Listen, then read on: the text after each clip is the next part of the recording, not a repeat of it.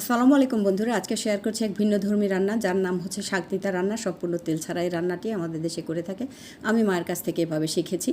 তো শাক তুলে ধুয়ে কুচি কুচি করে কেটে নিয়েছি, তারপরে বিভিন্ন ধরনের সবজিও কেটে ধুয়ে রেখেছি।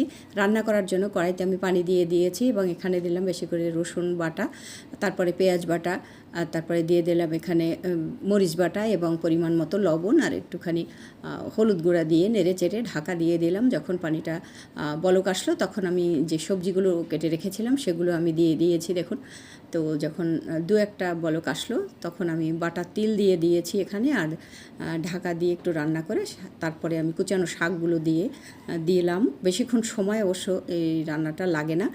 তো ঢাকা দিয়ে কিছুক্ষণ নেড়ে চেড়ে নামিয়ে নিব। তার আগে দিয়ে দিলাম এখানে কুচি করা ধনে পাতা। বন্ধুরা, আশা করি আপনাদের এই রেসিপিটি ভালো লাগবে। তো ভালো লাগলে লাইক কমেন্ট শেয়ার করে আমার সাথে থাকুন।